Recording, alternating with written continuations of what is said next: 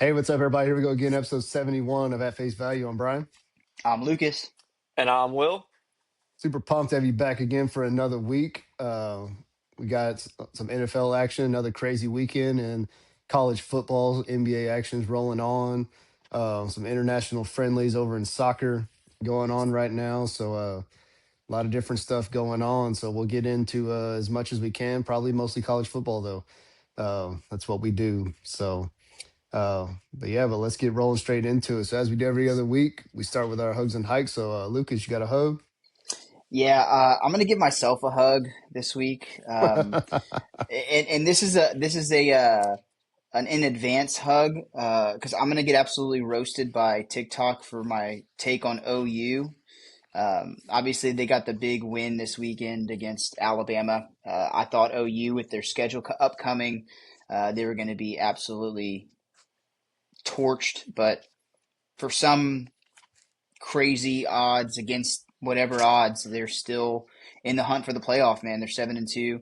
So yeah, I'm just expecting to at some point get roasted in the comments for my takes on OU. So I'm just going to go ahead and give myself a hug preemptively. Um, Hey, I mean, I'm right there with you, dude. I've been on the OU. I've been off the OU bandwagon for a while. Didn't think they could overcome their schedule. Not only are they in the playoff hunt, I think they're very live for it. I mean, they have yeah, Yeah. Missouri and LSU left, so hell of a job by Brent Venables, considering coming in the season, albeit because of what the schedule was. I wouldn't call his seat hot, but I would say that somebody had the oven warming on that seat, yeah, and he has turned that thing into a freezer. So good for him. I'll say too. We'll get into the game, but Yeah, Oklahoma's got Alabama's number right now. This is back to yeah. two in a back row. big wins for them over Alabama. So Well, and it's not like they're playing a exciting brand of football right now either. Like offensively, they are not very good in my opinion. Again, my opinion honestly is invalid with everything that I've said about Oklahoma at this point. But they win ugly, but they win, and that's what at the end of the day that's what matters. And they just keep chugging along. They're playing a brand of football that you'd probably expect when you hired a defensive-minded coach. Like True. yeah, you Yeah. you trust your defense and then hope the offense does enough to get you to wins, and that's kind of how they've been scooting by. Sounds like Les Miles, honestly. Hey, it got him a national title though, so exactly. Yeah.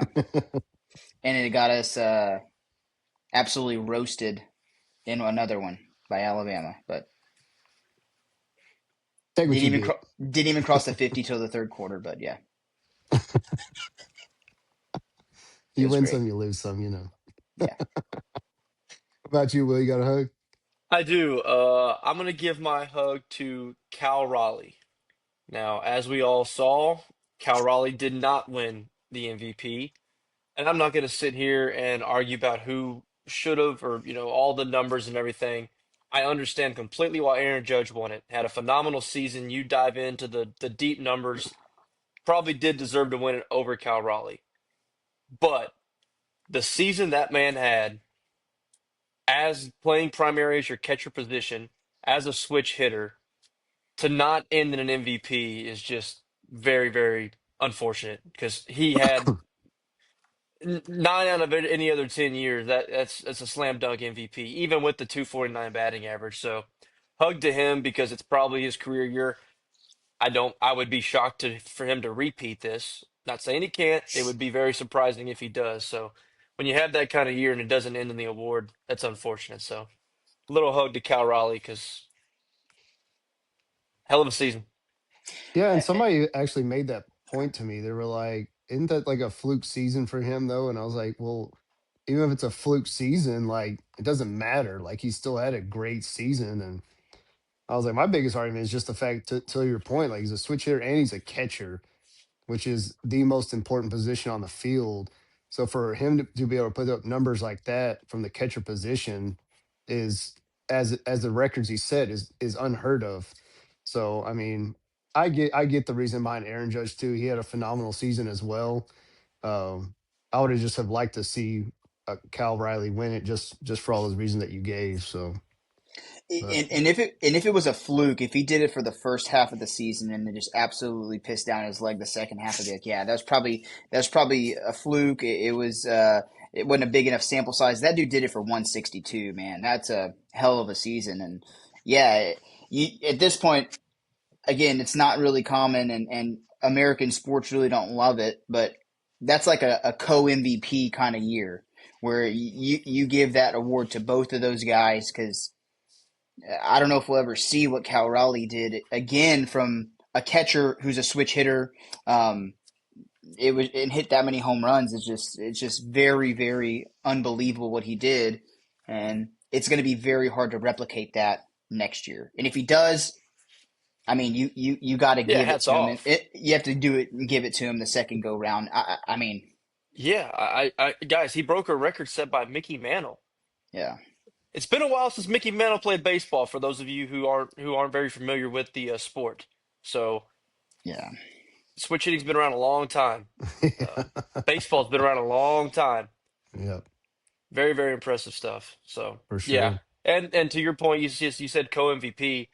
The voting kind of showed that, I mean, it 17, was 13. It's very, very close. yes, And again, if this was an award, if this was the race probably in the 80s and 90s, Raleigh probably does win it because stats like RBIs and homers mattered a little more than all the advanced stats we have now. We dive yeah, into more of the analytics, which obviously does. I mean, again, I'm not taking nothing away from Aaron Judge here, deserving MVP. And as someone who in the past has been on the I hate when guys don't win it because the biased, oh, they've already won, let's give it to somebody else. Baseball is standing firm here with both Otani and Judge and saying, no, I don't care how many times they've won it. They are the MVP. So also good on Major League Baseball and the writers on that side of it because I've made the arguments in the past in other sports that guys don't win solely because, oh, they've already won. So, yeah, For and sure. and and I think both of those guys embody exactly what MVP means as well. Like I think if you take both of those guys off of both of those teams, they're not playoff teams. And oh, so absolutely. you know, Yeah. and that's Yeah. at the end of the day, that's what I say an MVP should be, right? If you don't play on that team, if you take them out, would they be a play either a playoff team or a winning team, right? And so, so yeah, those two guys are both deserving, and yeah, good for Aaron Judge, and yeah, I'll give a hug to Cal Raleigh too with you. Will yeah, Yeah, for sure. I'm gonna give a hug to Gio Reyna on the U.S. men's national team. So, been some differing opinions on Gio Reyna in the past couple of years with the way that everything's been going between him and Greg Berhalter and kind of what his future is going to look like, all that stuff. He's been dealing with injuries, different things. Hadn't played for the U.S. men's team in over 500 days. Shows up against who was it? Paraguay yesterday and scores two goals that end up actually being the determinant factor. They beat Paraguay 2-1 yesterday. So 500 days since he'd played with the U.S. and over 600 since he actually scored for the United States. So I know it's an international friendly, especially already being locked into the World Cup because we're hosting. Doesn't really matter these games, but still good tune up and good on him, showing up and being able to get two goals in and kind of try to get back to form and find a way to get on the team. Because, I mean, I know when he first started on the team, like we were fired up because I mean he's just so dynamic and can just create plays and do everything. So I mean, it would be great if you could have him if he has his mind right again, all that. But that a good showing by him for sure. yeah. I think Balogun had the second one, but he still had his goal, and I think Pochettino coming in is going to be good for him. Just kind of get himself away from that situation with Berhalter. Um, and obviously he's had a bunch of injuries too, Borussia Dortmund, that kind of thing. Um, one of my buddies in my Arsenal chat, we talk about international soccer too. He literally said today, he said, I need to executive produce a documentary about Gio Reyna's mistreatment because he just hasn't played. Yeah, And yeah, he's like you said, dynamic. He's a game changer. And if the U.S. wants to have any shot at making a deep run in the next year's World Cup, I think he's got to be on the roster. just from a talent standpoint. Um, so Agreed. so yeah, you agree, Will? Well, you got any comments on that? Go soccer! Go USA! Oh man, it's awesome. Uh, what about a hike, Lucas? You got a hike? Yeah, I'm gonna keep it with the soccer. I'm gonna tell international breaks to take a hike. I think I've told international breaks to take a hike before. Um, Again, obviously we have all these friendlies in other like nations and nation confederations. They have their World Cup qualifying going on right now. So I understand in some situations it's important to play these games, but just the frequency of them, just it's a lot, especially if you're a fan of a Premier League or a La Liga, some of those other league teams, right? Just those guys going off on break, you get into a groove with your team, and then they just all leave, and then injuries happen. Arsenal, Gabriel left Brazil's friendly against Senegal with an injury, which is a huge loss if he's out for any significant period of time for Arsenal. Um, and then Ricardo Calafiori for Italy went out with a minor thing too. So it just sucks to see. They're playing all these games. It's just nonstop. They're traveling. They're doing all this stuff. And yeah, I'm just going to tell international break to take a hike. Just have less of them. Like I understand they're necessary, but we don't need to have this many. For sure. Yeah. What about you, Will? Go soccer. Ah, yeah. Well, guys, 27-point halftime leads can take a hike. Yeah. I knew that was I knew something from that game was coming in here. I didn't know if it was going to be the state trooper or if it was I, going to f- be. I figured one of y'all might take it, so I left it out of here. So I pivoted to the 27-point halftime lead. Both of them took a hike, by the way. The state trooper was relieved of his duties, and the 27-point lead evaporated like water on a hot piece of tin. But So but fast. but what if that state trooper needed a hug? If he was the reason that kick started the comeback, you never Could know. be. I mean, He fired him up. Got I'm gonna on to tell you them. right now, there Got on is them the nothing. South Carolina Gamecocks. There's nothing more. There's nothing more that defines a cult than having somebody to rally around, and the entire 108,000 plus all the guys on the field, the coach, everybody saw that man standing up for this team, and the entire cult came crashing down on the South Carolina Gamecocks in the second half. Yeah, just a wild turn of events. Yes, that's all it took, man. All it took. Yeah, that guy needed to go, man. That was That was wild. that was I just a We mean, power trip, man. Power we trip. thank yeah, we thank him for his service. yep. God. Can go surf somewhere else now. Yeah. I don't think he's going to have game duties at Kyle Field anytime soon. No, probably not. Probably not. But hey, Deservedly so. if that's what it took for us to kickstart that team, I thank him for his duty. There you go. We'll break down the game later. I'm gonna get into it right now, but Yeah. yeah. Well, I'm gonna give Shadur Sanders chances of Oh becoming the Browns God. starter. They can take a hike.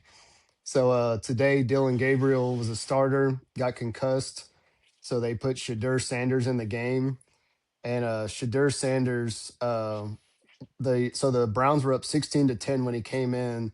He finished the game 4 of 16 for 47 yards and an interception, and was sacked twice. Mm, And Abysmal. the Ravens came back, won 23-16. So mm. for anybody that thought that Shadur Sanders was better than Gabriel and should be starting, say what you want. Say, oh well, he was cold because he had to come in the game. You go 4 of 16. That's rough, and it's not the Ravens defense of old either. That's been dominant in the past. This has been a very porous Ravens defense this season. So for him to come in and have that type of showing is not great for trying for having a tryout for the starting position. So I'm obviously no mathematician and I don't know my time zones, but is that 25% completion percentage? it is. Mm, Not great. 47 yards. Horrific is what it was. How much of the game was he in? Was it just like a half? Was it a quarter? He played the entire second half. Oh yeah, gotcha. Mm, that's tough. So had a chance to warm up, get himself ready, all that good stuff. And that's what I, he put out there. So I mean, I know you said his chances are not high. His chances of starting next week are pretty high. true. Yeah. At I least for a mean, week. as bad as it was, like your options are pretty slim. You've already traded Joe Flacco and Kenny Pickett. If Dylan Gabriel's out, I'm sure they have somebody on the practice squad, but can they be any better than what you have? I mean, I can't imagine. They got the Raiders next week, so there's a Oh, chance. I shouldn't be talking crap. It's the hometown boy. Bailey Zappi's the practice squad QB. Oh, Ooh. there So you go.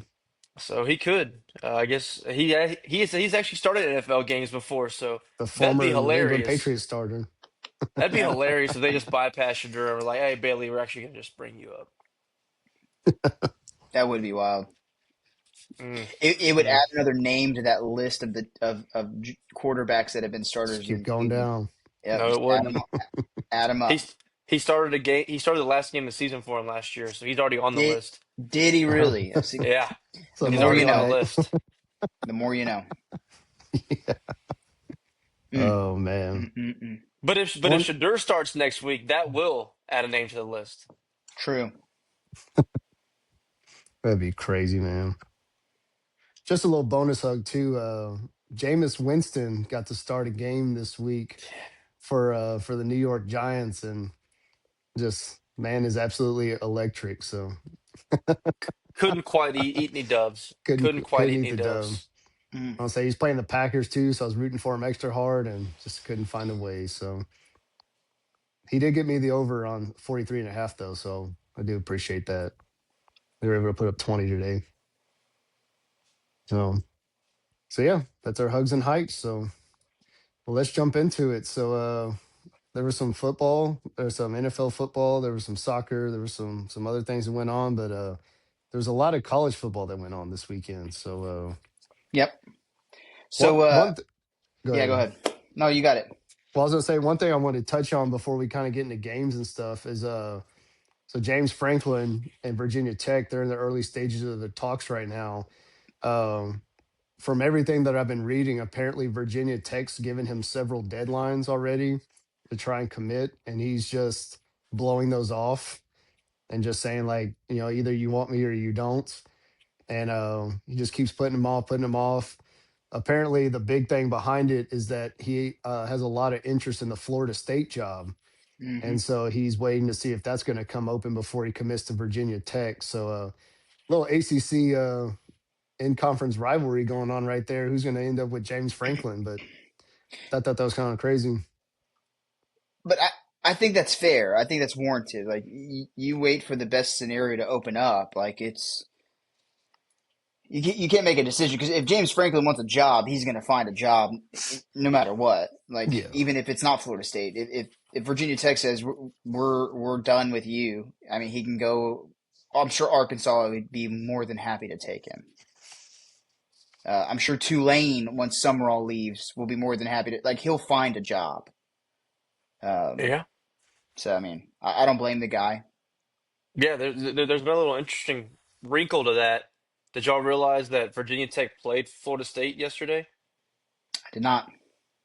So Florida State won, which helps further keep Mike Norvell there. So Virginia Tech obviously just threw the game because if they would have beat him and got him fired, they would have also lost who they want to be their next head coach. So It's true. so they obviously did not want to play that game or try to Yeah. win the game, I should say, Yeah. because they would have only hurt themselves even further. But yeah, I'm with you on this, Brian. I actually think Virginia, because we all got the update early Saturday morning about that they were in early stages of talks. That update should have come out like October 13th. We should have got that update a month ago. I think this is somebody within Virginia Tech leaking this to let the public know just what you said. We're trying to get this done. He keeps Yep. on not giving us an answer. So we are going to probably move on. but we want y'all to know that we tried.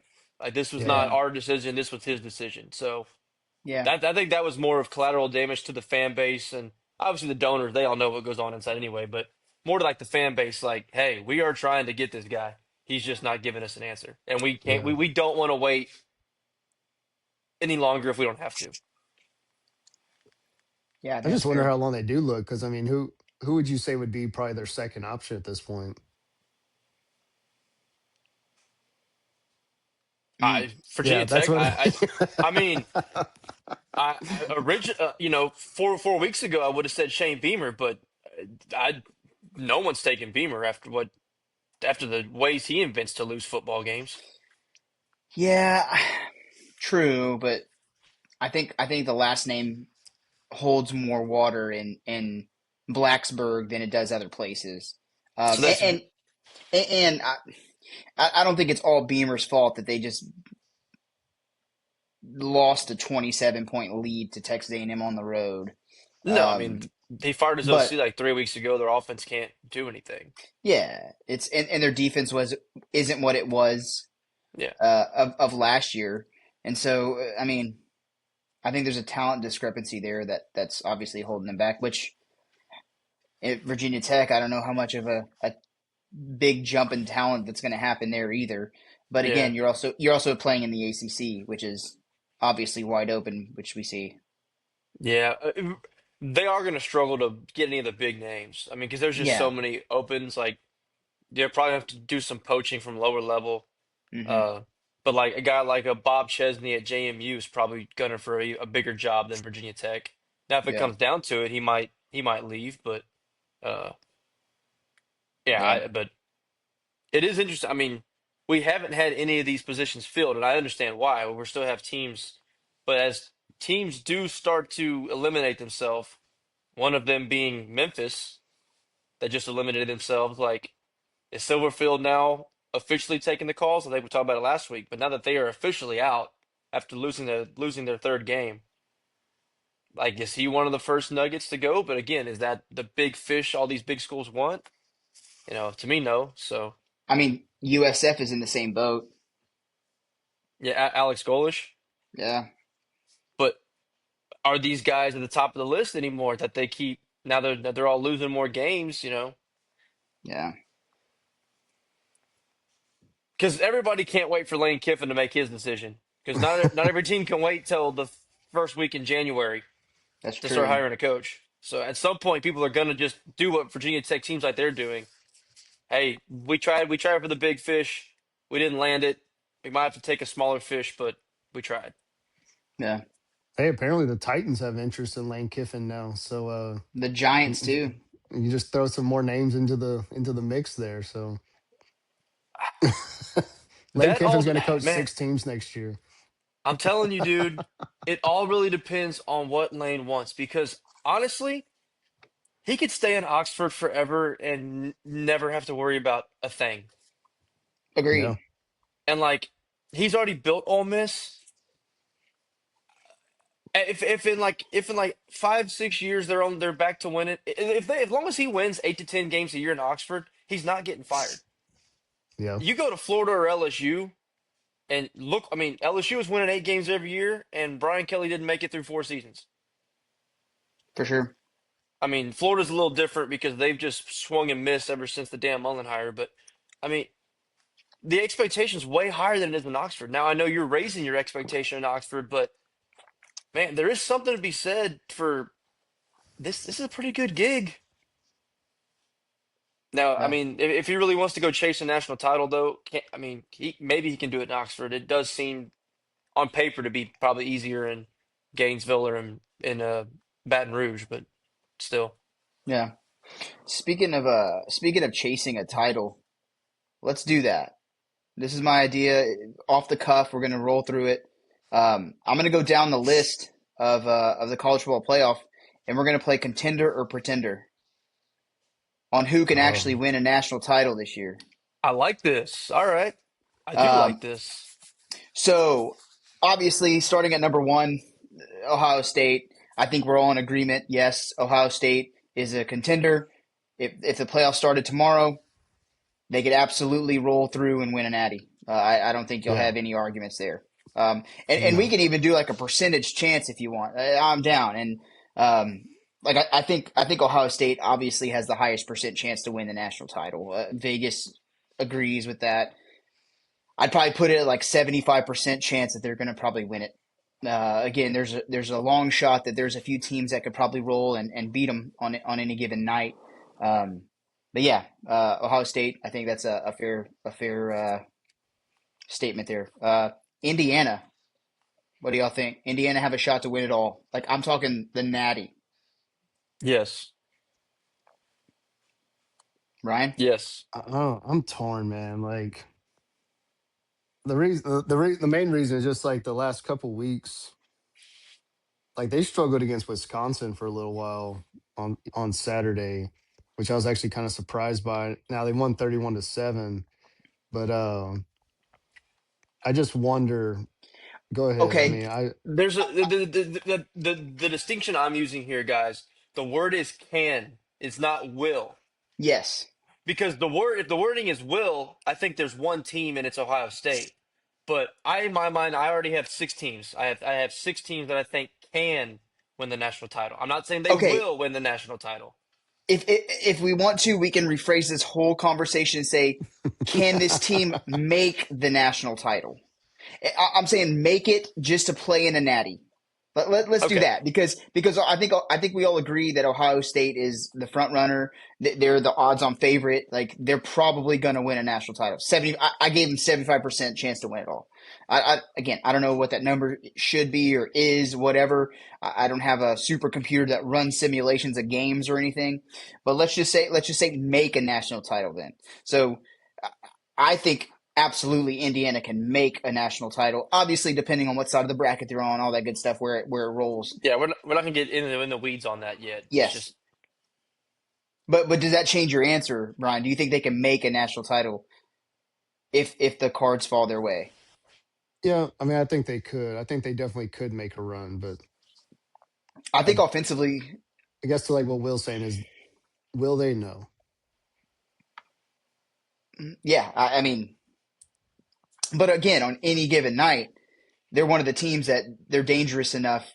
I mean, you saw what they did against Indiana, Illinois, where everything's all like on offense, everything's clicking. On defense, they're shutting people down. I think if Ohio State has an off night and Indiana plays at that level, I think they could win a national championship this year. and Indiana is battle tested, guys. I mean, like Yeah, they won a tough game at Iowa. They went to Oregon and dominated that game, and then yeah, battle tested against Penn State. Adversity thrown in your face. Didn't think you'd be here, but hell, you are. You yeah, figure out a way to win the game. I mean I almost that. wonder if they're kind of on cruise control right now, like yeah, knowing what's ahead, like knowing they're playing Ohio State for the Big Ten championship. Like I wonder if they're kind of sitting back, being more basic. Like we know we're better than what's ahead of us. Because I mean, they don't have another. I mean, all they have left is Purdue, who again is another. You know, it's just another step. It's not a hard step. So I just wonder if part of what they're doing right now is also just sitting back a little bit. Like we're gonna hide some of our cards because we know what's ahead of us. if it was just based on the 18 to 20-year olds making that decision, I would say yes. But I don't think Kurt Signetti's MO is to do that. I think he's balls to the wall, 100%. We're running it up on every single team that we play. Yeah, But again, if the player's mindset is cruise control, that's a whole different story. Because again, it's hard to control what 18 to 21-year olds absolutely. mindsets are every week. But yeah, could be a possibility as well for sure. Yeah. Um, but let's keep rolling. Texas A&M. Can Texas A&M make a national championship and possibly win it? Yes, I think Will's hat. I think Will's yes. hat gives it away. I mean, yes. Brian, yeah, Yeah. I think they can. Yes, we all we will again. We'll get to the game later. We all saw what happened in that first half. But the mentality to come out and do what they did in the second half speaks a lot about the program, the character, and what these guys are really chasing in a spot where you could have easily said, Let's move on to Sanford. We just don't have it today, guys. That's not what they did. And time again, this team has found way to win games that aren't the prettiest, but when one side struggles, the other side steps up. Hey, in this game, this is the first time both sides were struggling, and they both came together and were like, and they figured it out. So yes, A&M can make a national title. Brian. I'll say they. I mean, I think they can, but I also like. I just wonder with like the schedule they've played this year. I mean, like they haven't played the top half of the SEC, so I just wonder. Like, yes, like there's two sides to look at. Is number one, no, they haven't played the top teams, but on the other side, they've always taken care of business. They've always found a way to win. Um, and for the most part, if you take out yesterday, like all of their wins have been in convincing fashion. So I mean, I think there's different ways to look at it. I mean, I think they definitely can make a run. Um, I would have to see. Like, I'll be interested to see. I know what we think of Texas right now, but still going into a game like that, seeing how they come out of that game. Um, Assuming they win that game, going into the SEC championship, how are they going to look in that game?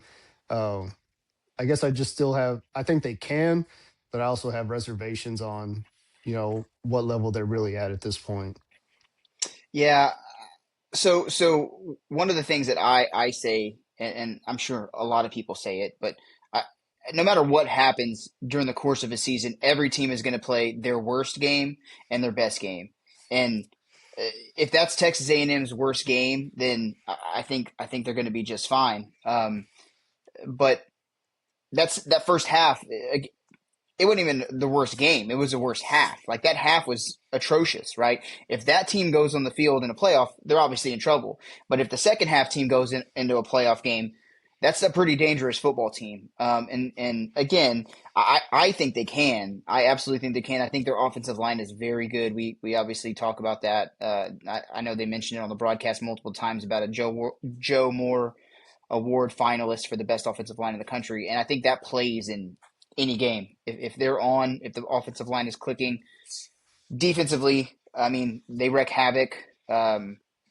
And say what you will about the schedule. Obviously, LSU isn't as good as they usually are, but in the manner that they beat LSU in that game, I think says a lot. Right? Yeah, LSU has I think 5 losses this year, and not a single one was like that. Right? They lost by a touchdown at Vandy. They lost by 5 points at Ole Miss, and they got drummed by Texas A&M. I mean, they were in the game against Bama. They had a drive to go take the lead in the third or fourth quarter. Like uh, A&M just absolutely pounded LSU, and if that team shows up, they can beat anybody, in my opinion, even Ohio State. yeah. I know. But Probably one of the biggest things for A&M right now is getting healthy again, yeah, because you got. I mean, you lost your first back. What's Le'Veon Moss is hurt. Le'Veon Moss. Yeah, Moss is hurt, and then Owens got banged up yesterday. Craver was Owens is out. down. Craver's out. So yeah, so I And mean, if it's they not can just get banged up, it's, healthy, it's banged up at very important positions. yeah, And it looks like that third wide receiver came back into the game. I Bethel forgot his Roman's name. fine. Yeah, Bethel Roman's fine. I mean, good news is next week's a bye week. You won't any of the guys I just mentioned, they won't play a snap because you're no, playing at home against Sanford. I mean, anybody that has a bruise is not touching the field next week, they and should yeah, that's not. and they shouldn't. And they shouldn't. So even though I hate the September stuff, kind of liking it right now. I Yeah, mean, I'm yeah, November stuff. I'm sorry, the late November games. Yeah, they stink, but in my current situation, it kind helps of happy for it. for and sure. and with Texas A&M, I mean, after that win, uh, and with Alabama losing, I think they're pretty much a shoe in into the SEC. I guess with record, yeah, it's going to be tough. Yeah, they I said think that they have a lot If of they the. They lose, don't have any of the tiebreakers. so if they lose to Texas, then but if we lose to Texas and Bama, well, Georgia in with A&M losing. because Georgia doesn't play another SEC game. They're done at 7-1. They have Charlotte and Georgia Tech to finish the season. Yeah, And then if Bama wins their the last Iron Bowl. game, if they win the Iron Bowl, I'm pretty sure it's Georgia Bama. Yeah, If A&M was to lose, I don't think there's a way A&M gets in if they lose to Texas. Yeah, I think that's what yeah, they were saying last night. yeah. Because again, But again, it comes down to your common opponent's strength of or record, and yeah, as we pointed out, the way the season's fallen, that all of A&M's opponents just happen to all finish in the last half of the SEC. So But yeah. again, like to the point we've made in the past, like yes, you want to win an SEC championship, but also like that's one less game you have to worry about now. oh, I I don't know if mean, we want to get in this now, guys. It's loser talk, but Yeah. I I mean, think it's a you discussion to have. Do you really want to play in the game? you lose it. Yeah, you lose against Texas, and you're sitting with one loss, and you're obviously in the playoff. You're in the And, playoff. and depending on where it shakes out, losing might actually get you a better spot on one side of the bracket compared to the other. Because I've seen bracket iterations where the number one seed has a brutal, Has the toughest path, the just like toughest. last year. Yeah, and so it's not even good to be number one at this point. No, Um, the seating is rough. I mean, and you're yeah, playing an extra game. Injuries happen, things happen. yeah. It's like it's again, it's loser talk, it's loser mentality. But there Do is you going to really? be that argument said. There's going to be that argument said. But the problem is the game that we're talking about that you would have to lose just happens to be the same team that your fight song is talking about sawing off their horns. So Correct. so so I don't think anybody in that building is going into Austin with the mindset of, hey, let's lose so we can well be that out of the SEC championship that's what I was game. gonna say is I think it would hurt more that they lost to Texas than it is to Yeah, not make the SEC championship. for Guys, sure. I'm telling you right now, you are correct. Going into that game, not a single Aggie is going to say that out loud. If, God forbid, I hope it doesn't happen. If we lose that game, that is the exact sentiment people will be saying. Oh, Absolutely. we didn't even want to go to the SC title game. Now Yeah, we get the week off. The guys will be yeah, rested, ready to go for our first round game. Oh, now we get to host a game at Kyle Field because unless they get drummed at Texas, they're not falling out of the top eight yeah. more than likely. So you're getting a home playoff game at Kyle Field. This is awesome. This is going to be the Is most it, electric atmosphere in football. dude? There's a built-in excuse there. Yes, bookmark this. That will be the conversation after the game if A&M loses that game. Yeah, you're I not wrong. guarantee it. You're not wrong at all. That's awesome. Let's keep rolling. So We're gonna go obviously, through 2 hours just on this. yeah. Sorry, that's my bad. This is a bad idea. But No, but I love but it. but the good thing is though we can kind of talk about some of the games as we go. So we're kind of again. I don't care about freaking Clemson and Louisville on Friday. Whatever. No. So next, let's go to Alabama. Obviously, we know what happened there. They were number four in the previous ranking. Can Alabama make a national title? I'm not saying win it. Can they make a national title? I say no. Really? I say no. When we first asked the question, I had six teams pop in my head, and that they weren't one of them. I might be wrong. I might be the one that says no, but at some point they're going to go up against a tough defense, and their offensive line has been shaky. And guys, they cannot run the football at Yeah, all. that is And a like, problem. and when Oklahoma was throwing some of those schemes at Ty Simpson, he still, I mean, he played well. I'm not laying the blame on this loss on Ty Simpson at all. Don't get that twisted. But there was some times he didn't know what the hell was coming at him. Yeah, Like they schemed up really well, and when you become one dimensional and let a good defensive team with good defensive schemes get in their bag, and they know you can't run it against them, that's going to be a problem going through a playoff. yeah. I feel like that's the same situation at LSU this year, and I mean, same thing with Texas, right? And we'll get to the. We're not going to get to LSU, but we'll get to Texas later. But I mean, I think I agree with that. Brian, what are your thoughts on Alabama? Yes or no? I mean, I don't think so. I mean, I mean, it seems like they've been winning games outside of yesterday. but it's been getting uglier and uglier. Kind of to Will's point, they're having trouble running the ball. I mean, I think their defense is good. I mean, getting that win at Georgia obviously was huge, but I just wonder just if they're able to sustain it. I mean, once Ty Simpson is really challenged consistently, like he was against Oklahoma, against other teams, I mean, they put up big yards and still found a way to lose. Like that's just it just kind of shows you there's a lot of flaws within that team, and and I know we've said it They're before soft. They're is they yeah, soft. that's what I was just about to get to is like they don't have that Saban mentality of going in and just bulldogging people. Like it's just like it's not the same culture. So I just I have a hard time believing that they'd be able to actually make a run and get to a national championship. Damn it, man. That's what I was going to say too. But I'm going to disagree with both of you guys. I think they can make a national championship. If the cards fell perfectly in the bracket, I think they're good enough to do that. And you saw that whenever they rattled off 4 straight SEC ranked wins, including at Georgia. I think if you include Georgia in, yes, they can make it to a national championship and possibly win it. I think you got to put Alabama in that situation, in that category, because yes, they lost to Oklahoma in the fashion that they did. But if you go look at the statistics of that game, it, Alabama was again Ryan Williams fumbling a punt, right? There were some things. If you clean that up, I mean, Alabama wins that game 9 times out of 10. And so I think if the coin flips, like if it's a coin flip game, they're in it, right? I think they have a chance. Um, Again, I think things have to fall the way they need to, right? If they catch Ohio State round 1, they're in trouble, right?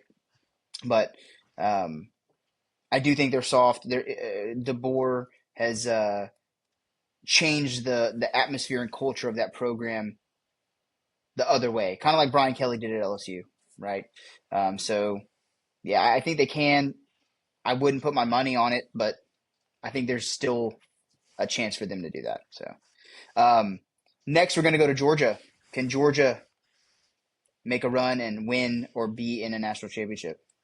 I think they can. I mean, honestly, like watching the last few weeks, I think that they're finally hitting their stride Yeah. and they're playing way Yeah. better football than what they were at the beginning of the year. So I mean, I think because like one thing they even said is like they're a second half team and they came out against Texas and just bulldozed them from the beginning. So um, I mean, I think they absolutely can. I mean, it seems like Kirby Smart's finally got them figured out, got them all, click on all cylinders. So I don't. I mean, I see them. You know, if they stay hot like this, I mean, they're going to be hard to beat against anybody. So I'm in the same boat with that, Brian, and I'll take it another step. Like you brought up Kirby and everything.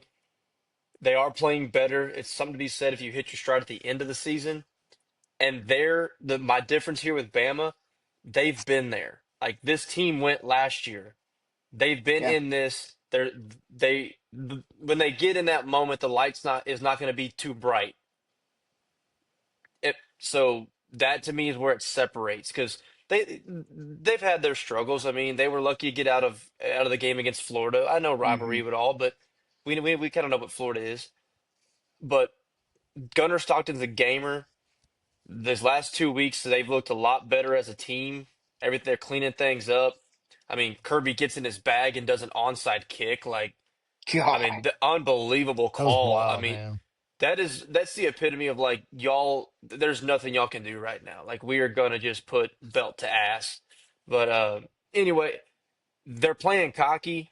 They playing like they know they're good. And uh, yeah, I think they can. I really think they can. Yeah, I agree. They're definitely one of those teams that can make it to a natty and possibly win it.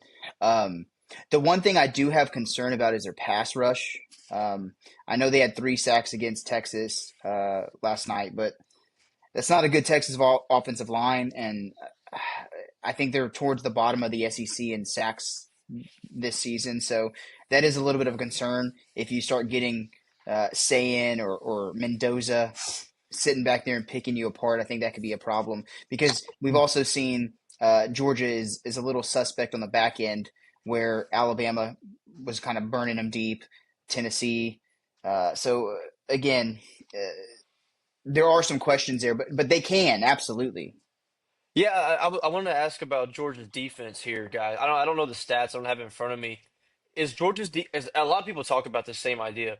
Is Georgia's defense actually that bad, or is it because we all remember those couple years where Kirby had just the nastiest defense in the country, and we just kind of always pin every current team to those few years when they were just nasty, nasty, nasty. So are they really that bad, or are we playing the compare game? I mean, I'm sure we're comparing a little bit, but the statistics will back it, right? Like That's their what sacks. I don't have the stats, so I don't know Yeah, if that backs up I that think they've actually regressed that much. they're definitely in the bottom half in sacks on the season. And their secondary, again, you see them kind of get burned a few times. Texas really didn't take any deep shots either. Arch, I think, had one deep shot, and I mean, I think he overthrew his receiver, but yeah, I don't know. I think that's the one weak point of that defense, though, for sure. I know their linebacker went out during the game too, which that remains to be seen if that's a long term injury or not. That could be a problem. But yeah, I mean Georgia's definitely in contention. They're definitely a contender, not a pretender. But Yeah. let's move on to the state of Texas. Texas Tech. Can Texas Tech make a run and play for a natty if the cards line up? Can they rattle off some wins in a playoff? Yes,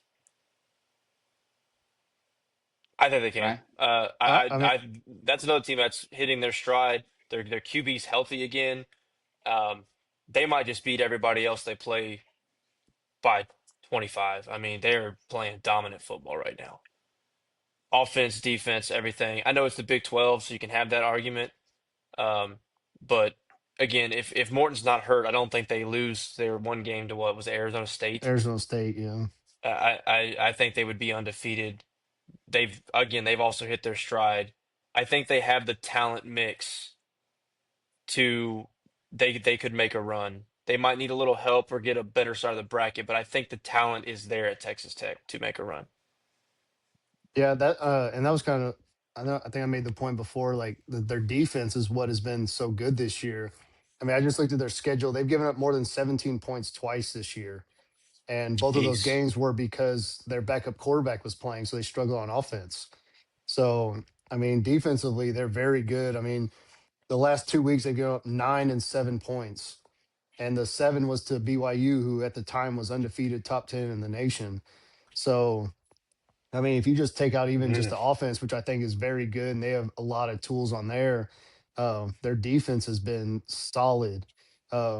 Now, again, like Will Guys, said, you look at the Big 12, but I mean, I I did think they're the real deal. Go ahead. outside of the Arizona State loss, they have not won a game by less than 20 points Yeah, Yeah. all season long. Holy cow, I just noticed this. I mean, I even go Yeah. That's an back to the insane Utah game. stat. I even go back to the Utah game. I know it's September, but I mean, going into Utah and just dominating at that point. Sorry to take your point, Lucas, Yeah, yeah, but that was my point. Yeah. I mean, they've just been dominant in every game that they've won. So Yeah, no, and that was exactly my point that I was going to make, right? That was kind of my big talking point on Utah all season was that offensive line just going in there and bullying people. And dude, Texas Tech, their defensive line just absolutely demolished that offensive line. Like, and again, the one thing I will say, it was a very close game going into the fourth quarter. But then Morton gets hurt, and their backup comes out and just starts slinging the ball around like nothing happened, yeah. which was pretty crazy to see, and they end up winning that game by double digits, which again that just shows how dangerous Texas Tech is. I think I said it last week or the week before. There's not a single team that's going to make the college football playoff and going to want to be in the same side of the bracket as Texas Tech.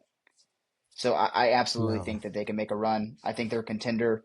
Um, Obviously, we can talk about it all the time, right?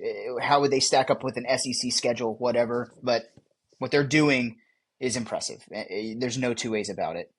So yeah, I'm going to go ahead and say Texas Tech can make a run as well.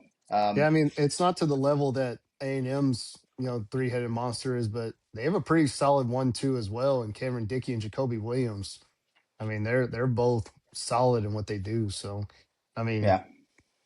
obviously Texas Tech was always known for their run and gun, but this year it's been running the ball and defense. Just suffocating teams. Yeah. Yeah, Yeah.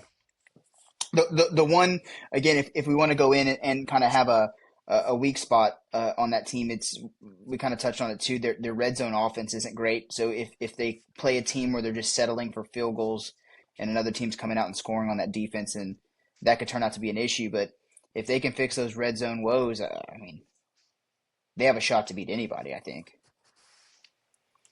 was a great Big 12 pick. that was an It was. unbelievable pick. They still got to win it, but I thought Duke was going to come through for me, but yeah. Um, did not happen. I no, I only have one more team that I think can make it. So okay, I don't know let's. if y'all I don't know if y'all want to just keep going down, but Yeah, I personally only have one more. really. Yeah. Is the next one the next team that I have Ole Miss? Nope. Okay. No. What are your reasons why? The defense gives up too many points. Like it's Yeah, just not a. I mean, yeah, you can say Lane's offense can score and it can, but to make a run, I think the defense gives up too many points, and I haven't yeah, seen them shut anybody down. And like teams that they would need to be shutting down, like they're just not.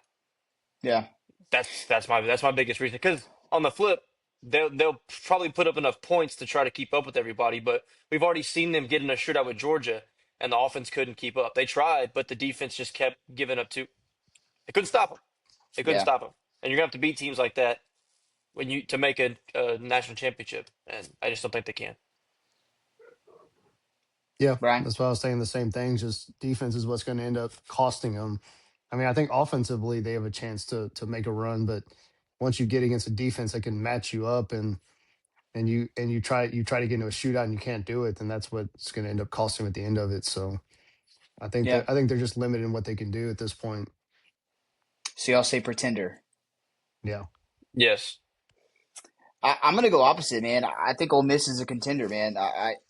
What they did against Georgia, that defense. Again, we talked about Georgia's secondary woes, and I mean that was Chambliss's first start on the road in the SEC as well. And I think he handled it great. And I think that's a good experience for him to have to continue to progress. Obviously, the defense gives up points, but in a shootout, I mean, I would take Ole Miss's offense against most offenses in the country this year. That's fair. Um, so again, if the cards shake out just right and they get on a good trajectory towards the national championship, I think they could absolutely make it.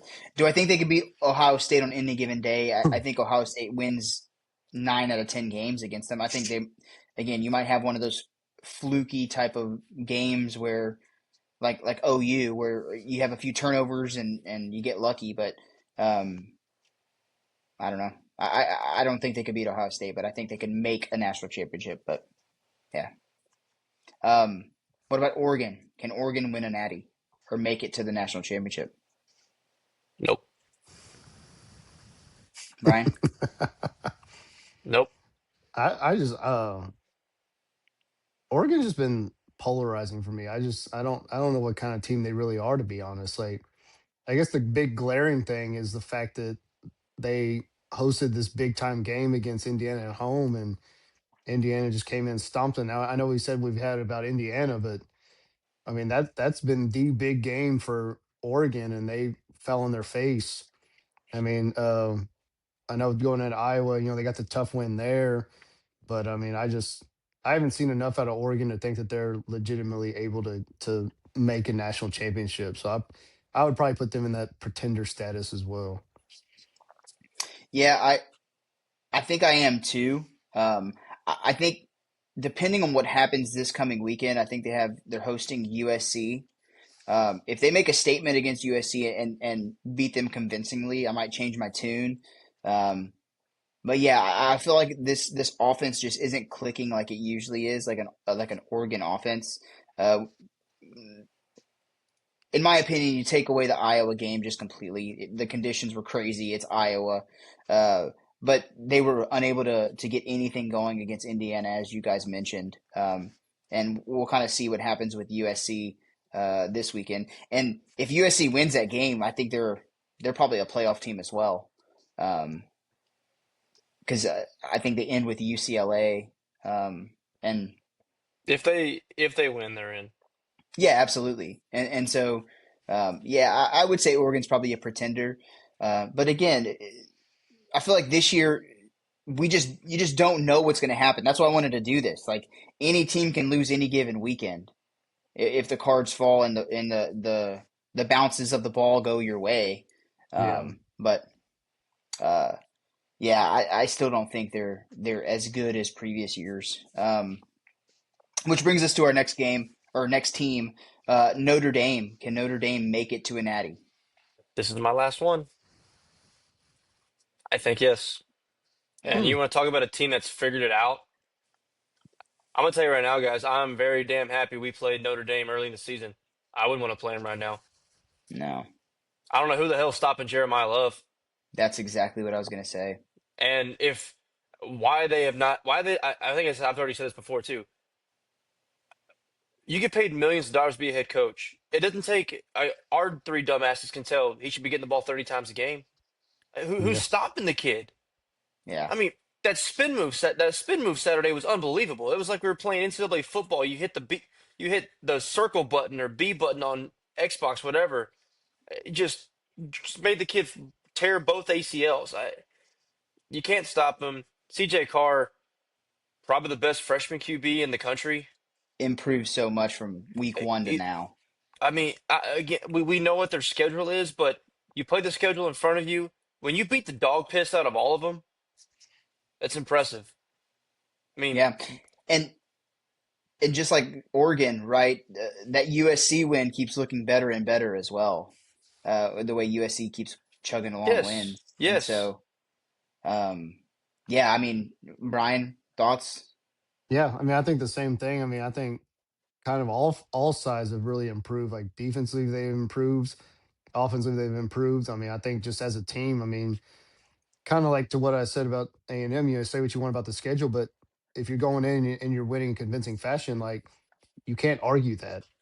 So I mean, I think what Notre Dame's done to this point, I mean, they've taken care of business at every turn. So I mean, I don't see any reason, especially now that they figured out the Jeremiah Love, you know, Yeah, factor or solution, whatever you want to call it, to where just give him the ball and let him go to work. I mean, we could have a whole separate conversation. I mean, I think he should be the Heisman front runner right now. I mean, I just based on just with how everybody else has been so up and down. I mean, the one consistent factor has been Jeremiah Love. So yeah, It's and co and it's coaching malpractice that he's not. Because there's certain games where he's only gotten 13 carries, 16 carries. Like, and he's for the still, life of me, I cannot understand. Like, maybe some of these games, it's because they're already winning by so much. yeah. You don't want to take the like he's fallen victim to that. But if this guy averages 25 carries a game, what's he putting up? A buck 20 to a buck 50 off. I mean, every game. I was gonna say, I wonder if he's on like a pitch count right now, with some of these matchups that they have, and they're just saving his legs for when it matters. Um, Which is but fair but but again, and if you go back to their two losses, right? They lost on the road to Miami, and they lost at home to A&M on in a shootout. and on Yeah, a missed PAT and a fourth down conversion, right? Again, that's a coin flip kind of thing. Like that could have went either way. And so yeah, I mean, I absolutely think Notre Dame is in the conversation of if they can get a good side of the bracket, kind of like they did. Was it last year? Um, yeah, yeah, yeah. They yeah, played Ohio State. yeah. I think they can get into that game. Do I think they're going to be overmatched against Ohio State? Yeah, probably. But I think most teams will. There's the Um, 130 something of the other FBS teams that are going to be overmatched by yeah, Ohio State. exactly. And so, yeah, I think Notre Dame can absolutely get there. Obviously, with the loss yesterday, Texas is a long shot to get in. They're out. But we'll They're go ahead. done. We'll go ahead and put them in there. Or if they do get in, are they a contender or pretender? no The Yeah, shot. the poster child of pretender. This yeah, entire season's been a fugazi. yeah, I yeah. honestly think They just the way they lost to Georgia yesterday, it would be a disservice to not drop them far enough in the polls where they can't get back in. well, the AP poll came out today and they put them at 17. So they're kind of sneaking around that area. That if they get a win against a number two, number three Texas A&M, that a decision is going to have to be made in a ballroom in Dallas. Whether to, I I agree, but a decision will still have to be made whether they like if Miami wins the AC, if Miami loses another game, like there might be a conversation. Like if the right teams lose for Texas, they can find themselves in a playoff game. only It's reason not going to be I'm saying no, Lucas, is because Oklahoma screwed them with that win. Because now Oklahoma can go 10-2. And now that gives you five teams in the SEC 10-2 or better. Like they're not putting in a sixth team at 9-3. again. If the right teams lose, like Oh, again, OU probably wins out. But say LSU under Frank Wilson, again they've been in a bunch of close games, goes to Norman and beats OU. I'm not saying that's happening. Like if the right things happen, Texas can find their way and Houdini into a playoff, just like they Houdini'd out of Lexington and Houdini'd out of Starkville. But if they do make a playoff, could they round make one a run? exit. Could they make a run to a natty? No, they're No. losing the first round. I think I agree with that, but I think their defense can keep them in like say they play say they sneak in and they play like a I don't know an Indiana. Like I think they can hold their own against an Indiana. I think they're talented enough to do that. Do I think they do? No, but I mean I agree, but I need to be careful with what I'm saying right now because it's going to bite my ass if in 2 weeks the game goes south. But no, no, I mean no. obviously They have this is under. overperformed, or their record is way better than what it should be. I mean, I agree, but again, if the right things happen for them and they go and beat Texas A&M because Texas A&M doesn't want to play in the SEC championship game, that's the only reason A&M would lose. Um, uh, they could find their way in if the right teams ahead of them lose. But again, I don't think I think they're a pretender too. I don't think their offense is good enough. Their offensive line has struggled all year. Um, obviously, we saw yesterday the receivers for some reason didn't want to catch the ball. Um, I will say Arch has played better. I'll give shout out to that. I mean, he does look more confident in the pocket. He's making throws. He's making reads. So again, I think they have a chance to get in, but again, I don't think they can make a serious run. My biggest thing again Um, with them having three losses is like legitimately, if you look at it, there's one spot open right now. Like the top nine yeah, is locked. And so you're looking at an ACC and a group of five. So, I mean, really, like you're hoping enough teams lose that you get that final spot. Like, I mean, that's kind of where I'm at right now. but the Texas fans in our group chat they do make a good point, right? Like say Oregon loses to USC next week. Do you think Oregon should be in over Texas, even with two Yes. losses? Even though Texas went to Ohio State, the number one team in the country at the beginning of the year, and that's one of their losses. Because if they don't play that game, which they didn't have to, they could have played a cupcake and they could easily be 8-2 or 10-2. You're Like, very right, and that'll probably stop them from scheduling those games in non-conference in the future. But the answer to your question is no. They're not but getting in over 10-2 Oregon. but what who they, and then if you go and look at Oregon's schedule, who have they beat? Every single ranked team that they played, they would have lost. That's fine. I'm just telling you they're not getting in over 10-2 Oregon. I mean, I think you're right because the committee set that precedence last year. That precedent, but again, it's an argument to be made, and Texas fans are making that argument, which in some aspects I think I agree, but I don't think they do that either.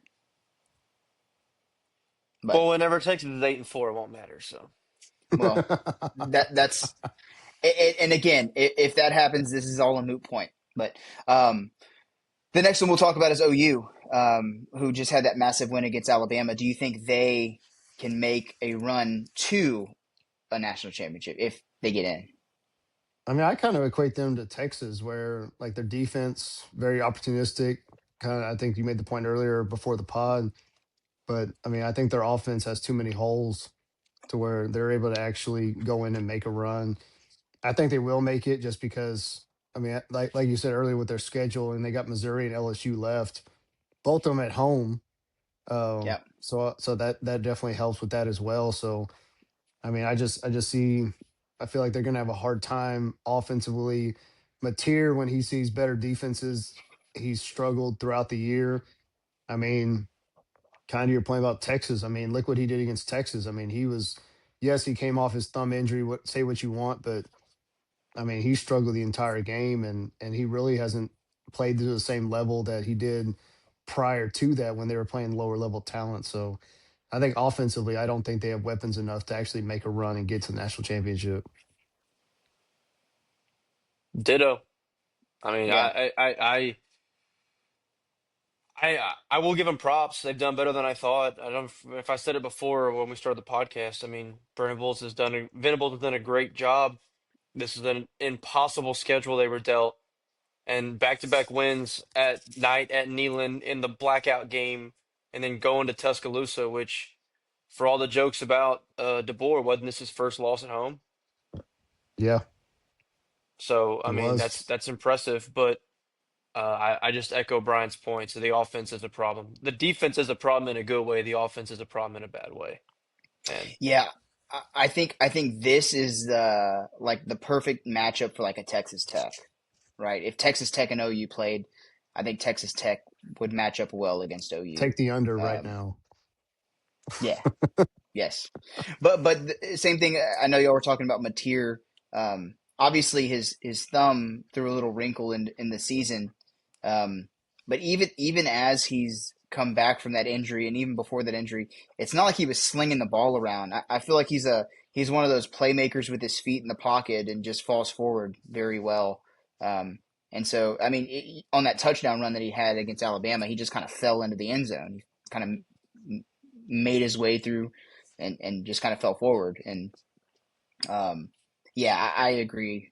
That's actually a good take there, Brian, with the opposite of Texas. Like the offense is just not good enough, in my opinion. But um, the next one we'll go to BYU.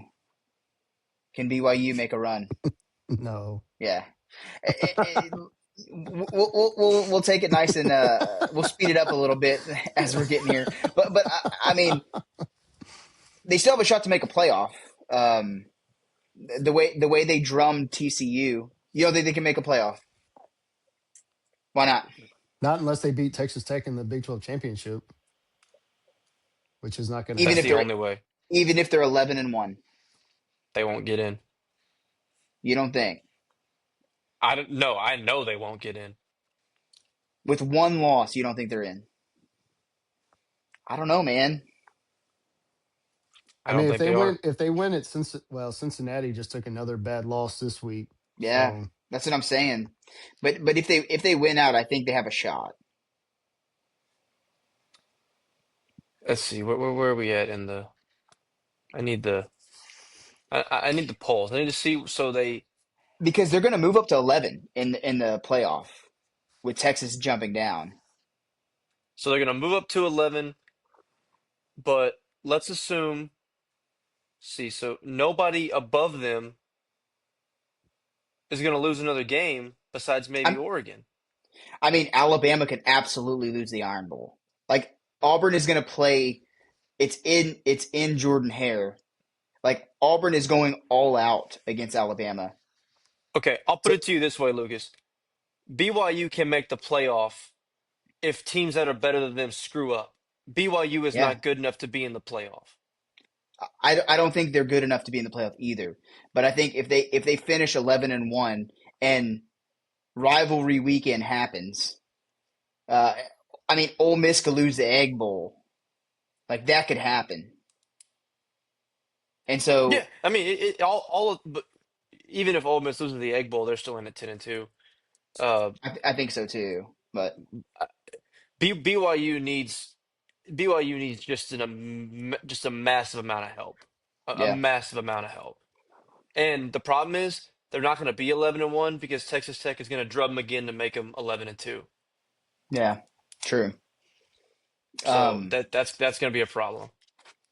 Even though they say Which that they won't punish guys for losing their conference title game, the problem is in that situation, they're like there's not that many spots up for grabs at that point, so they will get punished for losing it. yeah. Um, we'll touch on it just for fun. But Utah, could Utah make a playoff? Like, I like Utah over BYU, but Utah is not going to be able to sneak in I was gonna say their shot to even make the Big 12 championship game is a long shot. Just they have to have because BYU lose. there's not a world Yeah. that they could justify. Even though if you think Utah's better than BYU, which I actually do, I know they lost head to head, but team wise, I think they are still better. You can't put an 11-2 BYU team that loses in the conference title game not in, and a Utah team that Yeah. only went 10-2, didn't play for conference title, and lost to BYU. There's just not a world Yeah, where that's yeah. Yeah, possible. but if BYU loses another game somehow and Utah comes in and beats Tech in the Big 12 title game, now you have a conversation. That's their only route in. But they can't get in because Utah both losses are to Tech and BYU. Like BYU would have to lose their last two games, Oh shoot, you're right. Yep. and yeah, like Dang. Utah needs the most help. I mean, they need Jesus himself to come down here and pull another miracle. I mean, it's just Joseph not. Smith. Joseph Joseph Smith, Smith. Yeah, yeah. yeah. I must That's not the get. I Mormon. must admit. That's the Mormon prophet, That's Oh, dude. gotcha. I was not. I wasn't, dude. That didn't click at all. I'm sorry, I missed on that joke. That was good. That didn't even register. Wow, bad on me. Okay. no, but yeah, Utah, yeah, you're right. They don't have a shot if they're not getting into the Big 12 title game. Which a Texas Tech BYU rematch is not going to get good ratings. Guaranteed. and it'll I will be not. and I it'll be probably the won't tune same, into if that. not worse than last time. I'm not going to tune into that game unless it's the only game on at that time. Um, only a few more. Let's talk Vandy, man. If Vandy goes and gets a win at Knoxville, man, they'd be 10-2. I agree, but that's Hmm. the way the scenarios are going to play out. They will They have be to on have the people outside losing. looking in. Yeah, They have to have people lose. I agree. I agree. Which again, I think we've touched on it too on here before. Vandy, their long shot at making a playoff, but that would suck to have two losses on the road at Bama and at Texas and not make a playoff. Um, it's terrible. I mean, like, yeah, but that it's crazy how last year we were trying to argue in for all these 9-3 teams, and they all finish what? They finished 12, 13, and 14, and they don't get in because Clemson has to be bumped up. yeah, And now we're talking about real scenarios where there's multiple 10-2 teams that don't even make it in the playoff this year. Yeah. Crazy the swing year to year. And yeah. Which especially whenever again, which in a year where we agree there's a lot more parity, you would think that would been coming in the season, there'd be more opportunity for 9-3 teams to get in because yeah, more teams are going to lose, and it just didn't play out that way. Uh, yeah, but no, I and think Vandy's going to fall victim to the 10-2 and just not be able to find their way in. yeah, Yeah. it sucks. Well, probably You nine and feel? three. I mean, I don't think they'll be able to go to Knoxville and win either. I don't know, man. I actually think they can, but Tennessee's defense is not very I think good. they. yeah, I actually Well, think they again, can. this is the can and will. I think they can. I don't think they will. Yeah, that's fair. Um, which makes it even more of a point, man. This year would be phenomenal for a 2014 playoff, man. It would be electric. Oh, I hate that so much. Oh my God, that is so dumb. Anyway, yeah, I No, hate that so much. no, you hate that I'm right, dude. You know what? To be honest, Lucas, I think all of this is bullshit because Ohio State's going to drub the whole thing. But anyway, I mean, you're probably right. But take Ohio State out of the equation, and that would be a phenomenal bracket. chaos after that. Seriously, if Yeah, Ohio State did not exist this year, I would be looking so forward to this playoff because it's Ohio State, big gap, Indiana, not quite as big of a gap, everybody else. yeah, And yeah, but and that gap between everybody else maybe isn't as big as I'm saying with Indiana because we have seen them play close games. Where I guess, geez, let me back up Texas right quick. Ohio State hasn't played a close game outside of the Texas game, but you're talking week one for the first time starter. I don't even really factor that in the mix. Yeah, They are drubbing the world yeah. on with their foot barely touching the gas pedal. But yeah, if you just map out a 24 team bracket based off of last week's playoffs, college football rankings, dude, it would be phenomenal. It would be more fun on the road, even though we'd end up at the same inevitable conclusion. True. I'll give you Yeah. that. Yeah, I'll give but you that. dude, what do they always say, dude? The journey, man. It's all about the journey, not the end result. It's not about the destination, it's about the journey. Yeah. I think that's the actual quote. But Yeah, it is. see, you knew what I was talking about. Yeah. A few more we'll touch on. Miami. Does Miami have a shot? I think we've pivoted away from making the title game just making the playoff. Or are we still saying to make the title game? Title game. Oh, well then hell no. But they have a shot to make the playoff. I mean, they absolutely have a shot to make the playoff. Yeah. Uh, The committee's already positioning them to try to shoehorn them into the playoff. but dude, if Carson Beck, and again, this is a big if Carson Beck doesn't throw 4 picks, I mean, if Carson Beck plays within himself, I mean, I think they have the talent to be in almost every game they play against everybody sans Ohio State. But I mean, to the point, they went and beat Notre Dame. I mean, Notre Dame's one of those teams that they're a contender. They have a win against Ohio State. I mean, But I Notre mean, Dame, like, not Ohio how, State. like, I don't see any way Miami gets in at this point either, though, because we just talked about other teams that are ahead of them in the CFP polls. And I mean, they're still sitting at 2 losses in conference behind 4 other teams with 1 loss. So they're not No, even in not Yeah, anymore. position. it's Duke lost. there's Yeah, no, still they're four still teams. Georgia Tech, Virginia, Pittsburgh, SMU all at 1 loss. Like they're not even in Mm, position to make the conference championship right now. They still need a miracle to make it. Oh, dude, the ACC is such a shit show. yeah. Yeah. Dude, if Georgia Tech does not pull off that miracle at Boston College, do y'all know as of us recording this podcast, that would have meant the Virginia Cavaliers and SMU Mustangs would have been the front runners to make the ACC title game. So, who are the 4 teams that have one loss? It's SMU, Virginia, Pittsburgh and Georgia Tech. Pitt and and Georgia Georgia Tech. Tech. And Yes, Georgia because Tech needed a Louisville. miracle to beat Boston College, who was Now Yeah. So Georgia one Tech and now eight.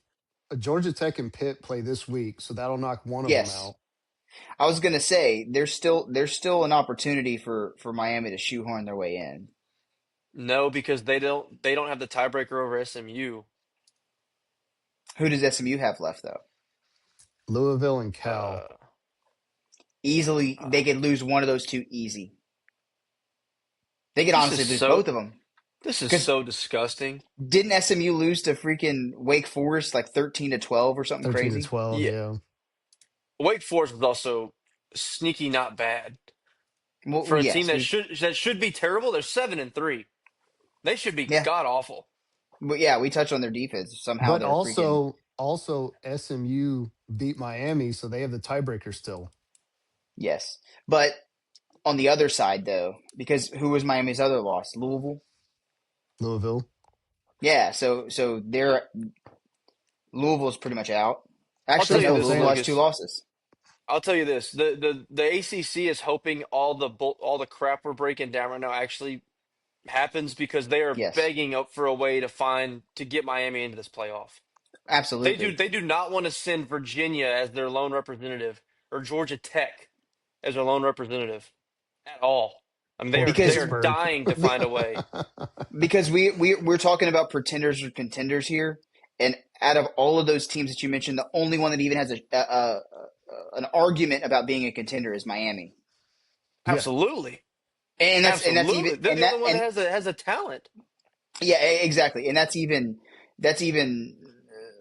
controversial itself because even if Miami got in, I think they're a pretender just because Carson Beck can't stop throwing picks, But but they would at least be able to be they competitive. would I be think if you put those yes, other four in there, like it would be bad for the conference. yeah, agree, Talent wise, they'd be able to match up. Where yes, these other teams would just be much, much more inferior. yeah, okay. So this is the last one. Uh, USC. USC could find their way in if they go and beat Oregon. They could absolutely find their way into the playoff. Oh, absolutely. They can find the way in, and USC is interesting to me actually, because yeah, they had an early season loss. Who they lose to? I know they just Was it lost to Notre Dame. Nebraska? No, They beat I they Nebraska. think did. I think they They lost did. to Didn't they lose? Illinois on that game on the last second Illinois. field goal. That's right. Yeah, and then their only other loss is Notre Dame, who again, Notre Dame's a much better team than their 7 and their 8-2 record. I mean, those two losses are not bad losses. Uh, Jordan Maeva, good. The wide receiver Lemon, Oh, dude, monster. I'm I mean, we all take out Jeremiah Smith. Is he the best receiver in college football? His He's up game there for yesterday sure. was unbelievable. Um, God dang it, I can't think of his name. Uh, is it Burks, the wide receiver at Georgia? Yeah, The fast dude. Branch, Branch. Branch. Branch. Zachariah Branch. Yeah. Dude, that dude is good too, man. But yes, I would say overall, like Zachariah Branch is a speedster. Like that dude, you get the ball in space, he's gone. But overall, talent wise, yeah, and like whenever you build a wide receiver in a lab, yeah, you're gonna go Jeremiah Smith and Lemon. I mean, Like this dude is just, yeah, I mean, last two games, 11 catches for 161 and 10 catches for 153. yep, I yeah, I mean, he had a game this year, guys. He had 4 catches for 158 yards yeah, and 2 touchdowns. yep. He's That's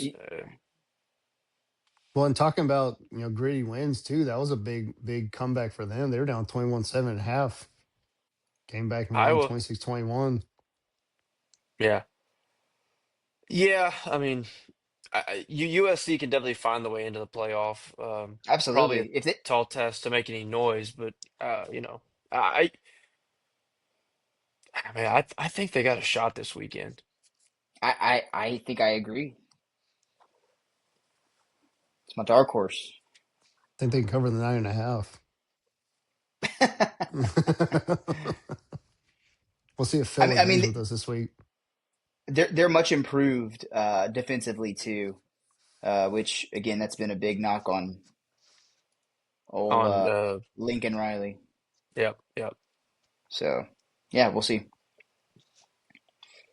Yep, Phil's been good to us. Um, Crushed it this weekend. he did, he absolutely did. But yeah, I think going through the playoff, that's probably about it. I mean, we could talk about Georgia Tech. I mean, some of the games that they've been kind of sneaking out. I don't foresee them being a legit contender if they find their way in the playoff. Well, and I think Michigan, it kind of goes again, back to the point too with Georgia Tech. Like we talked about, how long can Haynes King hold this up? I mean, are we getting to a point now where it's like he's probably not able to? I mean, he had another 15 carries yesterday for 53 yards. I mean, like he threw the ball 34 times for 370 and ran the ball 15 times for 53. I mean, can you really sustain that over that long of a season? That's the biggest thing. Just, I mean, I know we've had the yeah, conversation over and over again, but are we just getting to the point where it's just going to become too much? And I mean, if you're relying on your quarterback that heavily, eventually it's going to come back to get you. yeah, and they're gonna have to get in off of an ACC championship win for sure because there's no shot they go and beat Georgia this year. They should have last year, but I don't see it this year. And then the only other one too was Michigan. I mean, obviously they have to go and beat Ohio State. Snuck out a win against Northwestern, which Bad football team. Bad I football coach. But hey, that I, Ohio I State, I'm. it's very, very doable. It's been It's done. at the big house this year too. Ryan Day Um, cannot beat Michigan. I think this year he smokes them. Honestly, 42-10. yeah, Hey, we said that last year. yeah, we did. Yeah, we did. And that was a much worse Michigan team last year, for being Yeah, honest. and at Uh, Ohio State. Yeah, I but don't know. yeah, it was a fun little exercise there. yeah, Yeah, I So mean, I think in general, I think I have eight teams that can potentially win it all. I got Will's over, six. Will's at I got 6. six. I think Brian, you were kind of right around that yeah, probably somewhere in that six range. six Yeah, to eight, yeah, which I think is fair. Um, I just need Ohio State to like come back down to earth so this can be a more fun playoff.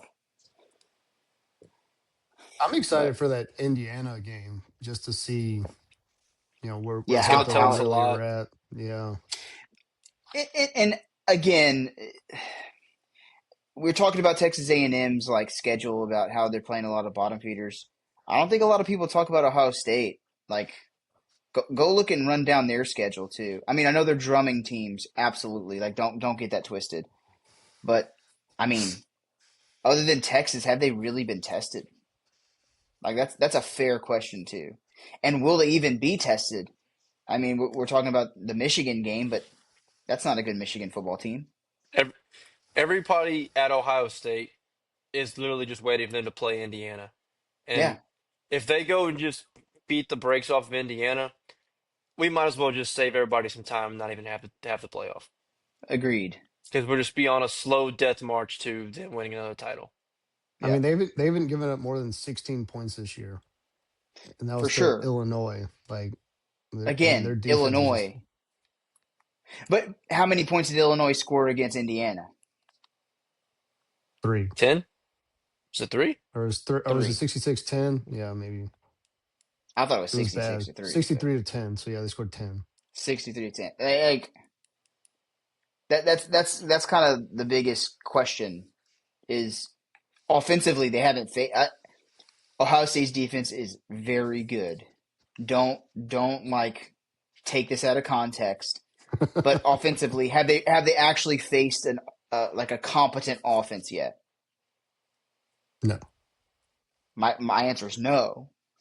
Um, and The answer what's is no, crazy? but their defense will make a competent offense not look competent because their defense is so damn good. Agreed. But if you go look at the offenses they faced and how they played against the other teams, uh, a lot of sputtering there. Yeah, Um, Arguably, Texas's offense is the most competent that they faced, and we kind of see how Texas's offense has looked for most of the season. So I don't know. I think again on any given Saturday, uh, Ohio State could get beat. Do I think they will? Probably not. But I still don't think they've been battle tested yet, and a lot of other teams have. Like that gritty win for Texas A&M. Ohio State's never been in that situation. A lot of those kids have never been in that situation in their careers. So that's true. if they that's true. if they're behind and struggling, how is their mindset and how they bounce back? I don't know. Hopefully, we find out against Indiana. I don't think we Yeah. do. Will, I think you're right, but you said the same thing about Miami earlier in the season, being like, Oh, I've said a lot of dumb shit this year, guys. I've said a lot of dumb stuff this year. I mean, You me want to go too, back and me too. check the tape? Oh boy, have I whiffed on some of my takes that I was very adamant about in the moment. Dude, But I had, I mean, I think everybody was similar. I had LSU winning the SEC over Texas this year. So I had we Texas had over Penn LSU. State. We had Penn State winning the Natty. Yeah, So, thank God um, Brian unpinned that on our TikTok because that was making Yeah, us look real I awful. had to. I had to. Jesus, man. They can't even make a oh, they can still make a bowl. They're four and yeah, six. They actually might make a bowl. They got Nebraska and Rutgers left. Penn State might find their way into a bowl. Good for them. Duke, Clemson with that win against Louisville will make a bowl now, I think, too. I forgot they even exist. That Yeah. game was wild, man. Speaking of that, I should have given my hug to LSU. Bowl eligible, baby. Oh boy, that's a tough. Uh, yeah. Yeah, Clemson will So, be bowl eligible because they play Furman this week, and that'll be their mm, sixth win. So even if they lose to South Carolina, they'll still be have a bowl. So yeah, they'll play LSU in the Pop Tart Bowl. Pop Tart. As long as it's the Pop Tart, I don't care. Bro, I love Yeah, that I the would Pop say Tart that'd be is like the hilarious, but go-to. like Go ahead. they're Yeah. definitely not running back. They're definitely not running that game back. No. I just LSU will love it. probably play Iowa or something. Like, dude, like Well, the problem is even the with both people those in teams, the like, Oh man. I was gonna yeah, say people Yeah. it's in gonna the be. chat for the Texas Tech game, they were or the Texas Georgia chat. Somebody commented, one of the Texas people was like, I hope you like the taste of Pop Tarts. Like that's like the bowl that people like automatically like revert to. Oh I'm man. kind of partial to the Duke's mayo, to be honest, but that's just Yeah, me. Uh, Dude, you don't get like the get mayo? dude, get the no, jug of we mayo we dumped we on you. we had this conversation last year when they dumped that big ass thing of mayo, and I was like, ah, Dude, I can't do love it. mayo, man. Yeah, yeah. Love me some mayo. I mean, I like Mm. mayo, but not dumped on my Add that head. to the list of Mm. bad takes. Dude, I would rather mayo dunked on me than a lot of other things, but Well, that's fair. I mean, great. yeah, if you want to get into that conversation, then yeah, for sure. I don't think we should. Yeah. No, Let's but talk some. Let's talk some games coming up. yes, let's do it. Yeah, all right. See what's coming up. Well, let's start off going back to the ACC. We had a big game. Pitt and Georgia Tech coming up this week. Georgia Tech's a 2.5 point favorite. So going for a bid in the ACC championship game. If Georgia Tech wins, they're a lock. So, Lucas, who you got? I'm rolling with Georgia Tech here. They somehow find a way to win football games, whether it's ugly or not. They do. Haynes King is somehow still doing what he's doing, as we kind of touched on earlier.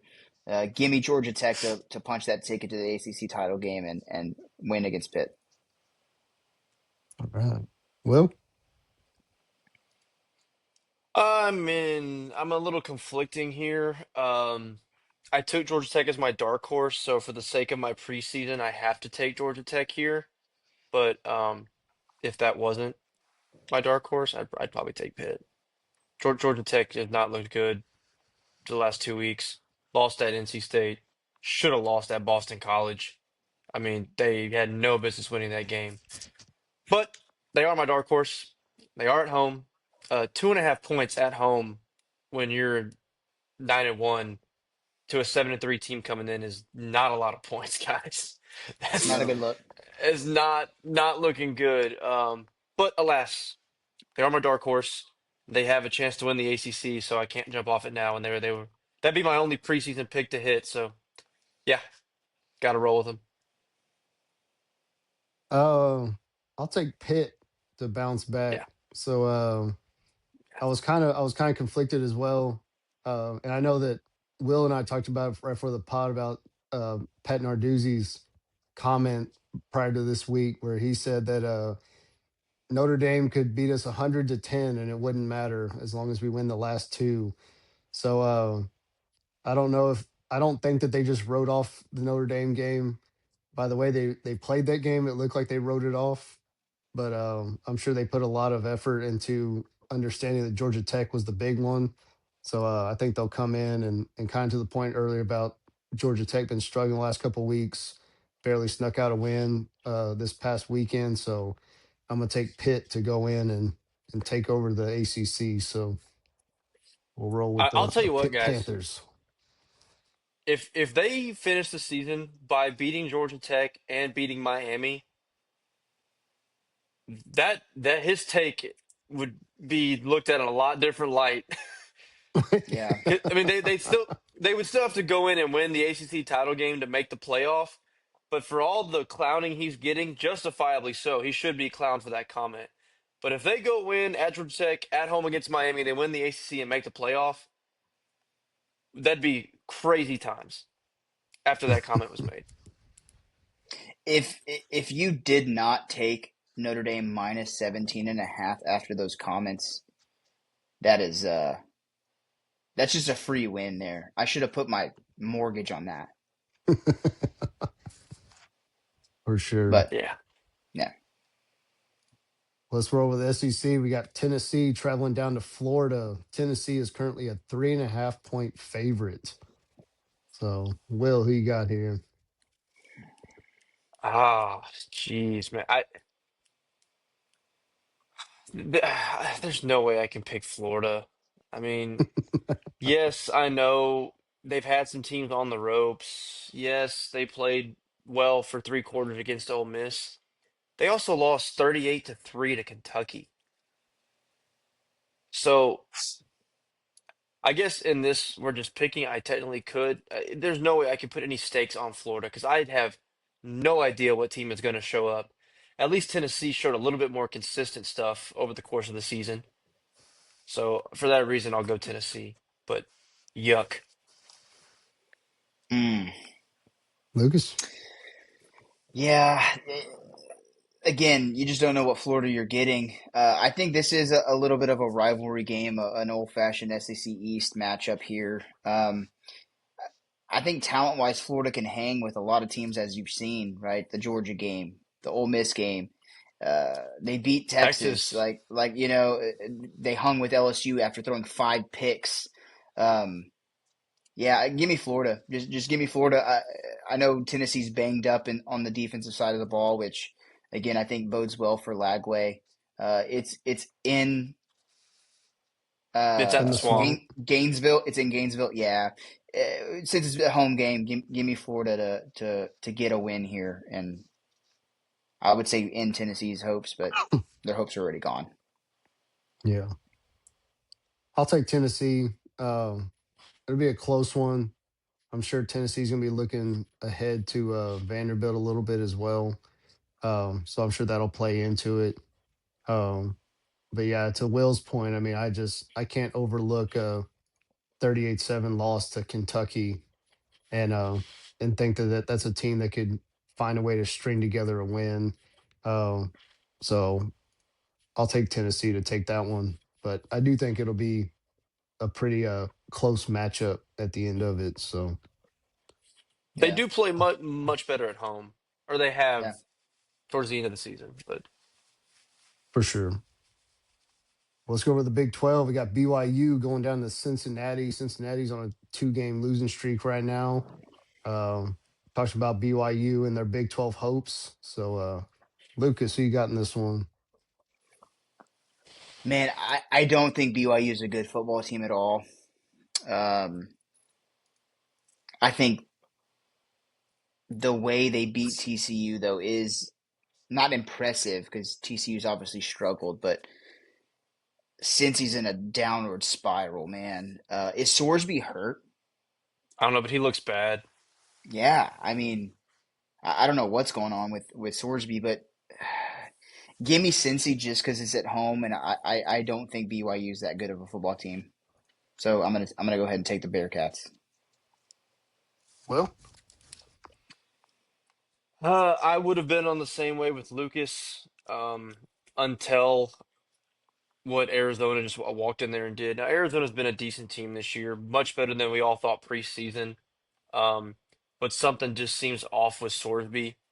Um, and yeah, it has been kind of a downward spiral after they got drugged by Utah back-to-back weeks now with the loss. And I think BYU makes it 3 in a row. yeah, I'm going to take BYU as well. I mean, I think Cincinnati's just finally returned back to the mean. So, I think it's just going to be hard for them to bounce back and get a win here. And especially with BYU trying to keep their hopes of getting to that Big 12 championship game, get to a playoff, all that. So I think they're going to come in with a purpose and find a way to get a win. So I'll take BYU. Let's stay in the Big 12. We got TCU going down to Houston, where Houston is a 2.5 point favorite right now. So, Will, who you got here? Oh man. Mm, mm, mm. I'll be honest, guys. I did not realize. I know we were talking about it. I didn't realize that uh, BYU had drubbed TCU that bad before we started the podcast. So I guess give me Houston at home. I don't really have a lot of analysis on this game. I mean, I think Fritz has the Cougars outperforming their preseason expectation. It's a game at home. I don't know if I've talked about it before. When the hell did Connor Wegman learn how to run the ball? I'm 'Cause he not couldn't sure. do it at A&M. Yep, I don't know. Like at their last game at UCF, he ran 22 times, like for 82 yards, but 22 carries for Connor Wegman. Uh, Yeah, that's but crazy. anyway, Fritz is a damn good coach. TCU is struggling a little bit. Games in Houston, so for no reason other than that, give me the Cougars. Yeah, I think I'm going to roll with Houston as well. Speaking of downward spirals, man, TCU, um, they don't look very good at all. Hoover, again, is he hurt? I don't know what's going on up there with Hoover, but um, yeah, with Connor Wegman running the show and Fritz getting them playing again better than better than the preseason expectations were, I'm going to go ahead and take Houston at home too to beat TCU.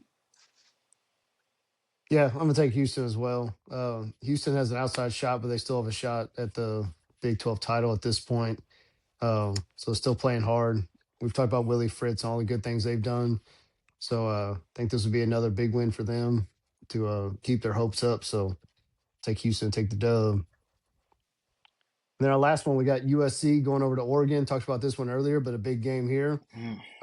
Oregon is currently a 9.5 point favorite. So Lucas, who you got? If we were betting spreads, I would take USC in the 9.5 for sure. Even last year, USC, all of their losses were close. They stay in games very well. I think going up to Autzen is going to be tough, though.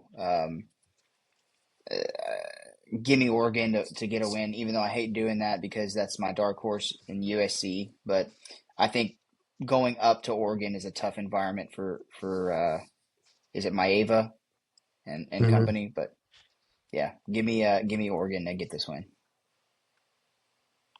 Well, I'm gonna have to go with Oregon as well. It is interesting at the 9.5 because the two previous times they were both 10.5. They weren't 9.5. But the two previous times we had ranked matchups and the home team was favored by those 10.5s, it ended up being three-score games. So Vegas is saying they're already telling us that they think Oregon rolls Yeah, at this 9.5. I don't know if they do. I mean, Dante Moore finally had a good passing game for the first time in almost a month against Minnesota. 306 yards, 27 of 30. That's pretty damn efficient. But the last two games before that, not great passing. Of course, we know the conditions in at the Iowa game and stuff, but it's gonna be points. I think it's probably gonna be points. It's gonna have to be points if USC wants to win. So, but I don't think they do. I think Oregon probably does win the football game. yeah, I mean, I'm gonna take Oregon as well. So I mean, uh, just not sure USC is gonna have enough to go in there and get the win. So it'll be tight. I mean, I do think USC will cover the 9.5, but I think Oregon finds a way to win. So I'll take them as well. So there's our 5 games. So appreciate not a the lot of good matchups, man. no. This week is It's a this it's a tough week.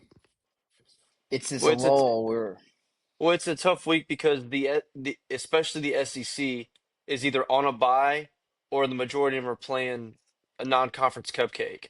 So you Yep. don't get the Georgia Texas, the Oklahoma Bama matchups because none of them are playing each other. Actually, does anybody in the SEC even have an SEC game this week? Is there a single SEC matchup? Texas plays Oh Tennessee, wait, we Arkansas. did. Florida, Yeah. Oh, Texas plays and, Arkansas. and Tennessee, Florida. Florida, I forgot we just did one. So, That's it. but that's it. Like that's crazy to be Yeah.